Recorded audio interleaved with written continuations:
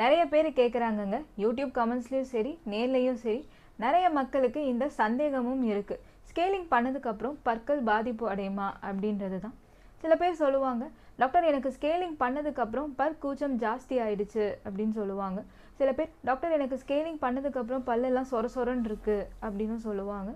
இன்னும் சில பேர், டாக்டர் எனக்கு ஸ்கேலிங் பண்ணதுக்கப்புறம் தான் அதிகமாக கரையெல்லாம் படிய ஆரம்பிச்சிருச்சுன்னு சொல்லுவாங்க. ஸ்கேலிங் பண்ணதுக்கப்புறம் எனக்கு பற்களோட ஆட்டம் அதிகமாயிடுச்சு அப்படின்னு சொல்லுவாங்க.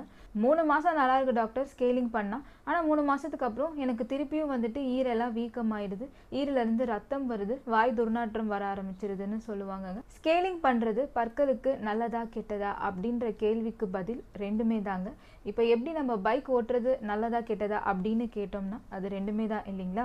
நம்ம ஒழுங்காக ஹெல்மெட் போட்டுட்டு டிராஃபிக் ரூல்ஸை நம்ம சரியாக ஃபாலோ பண்ணிட்டு வந்தோம் அப்படின்னா நமக்கு அதனால் எந்த பாதிப்பும் இருக்காது. இதுவே நம்ம ஒழுங்காக ஹெல்மெட் போடாமல் டிராஃபிக் ரூல்ஸை நம்ம ஃபாலோ பண்ணாமல் வேகமாக நம்ம வண்டி ஓட்டினோம் அப்படின்னா அது வந்துட்டு நமக்கு கெட்டதாக தான் முடியும்.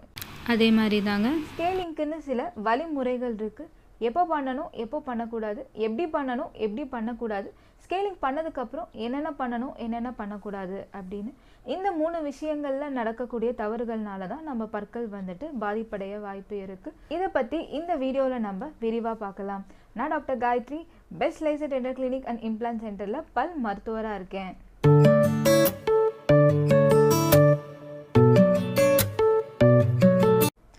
முதலாவதா ஸ்கேலிங் எப்போ பண்ணக்கூடாது அப்படின்றத நம்ம பார்க்கலாம்.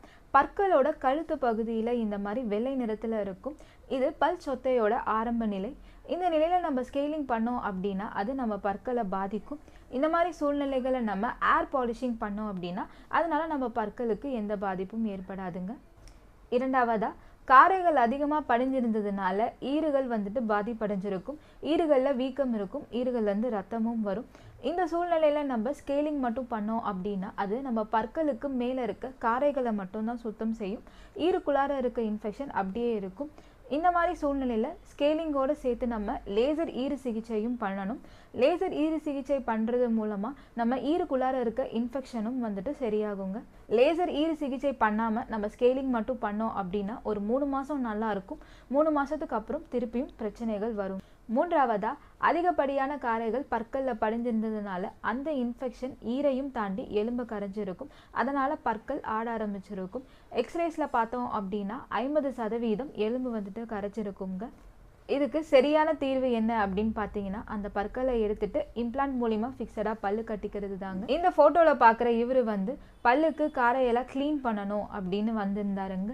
இவரோட கீழே முன் பற்களில் அதிகப்படியான காரைகள் படிஞ்சிருந்தது. எக்ஸ்ரேஸில் பார்த்தப்போ 80% எலும்பு வந்துட்டு கரைஞ்சிருந்தது. பற்கள் வந்துட்டு ரொம்ப பலவீனமாக இருந்தது. இந்த சூழ்நிலையில் நம்ம ஸ்கேலிங் பண்ணோம் அப்படின்னா அது இன்னும் நமக்கு பிரச்சனைகள் தான் தரும்.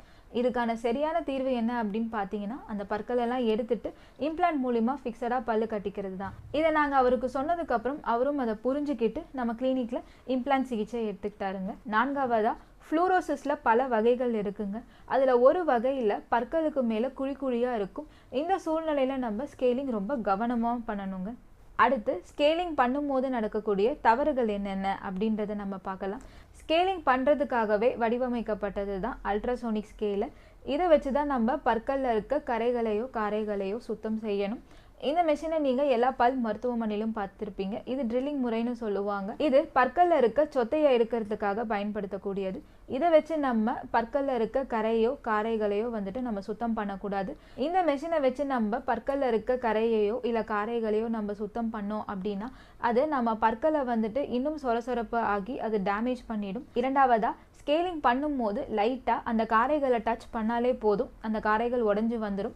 அதிகப்படியான அழுத்தம் கொடுத்து நம்ம ஸ்கேலிங் பண்ணோம் அப்படின்னா அதனால் பற்கள் பாதிப்படைய வாய்ப்பு இருக்குங்க. மூன்றாவதா, ஸ்கேலிங் பண்ணும்போது போதுமான அளவு தண்ணீர் இல்லை அப்படின்னா அந்த இடம் சூடாகி அதனால் பற்கள் பாதிப்படையவும் வாய்ப்பு இருக்குங்க.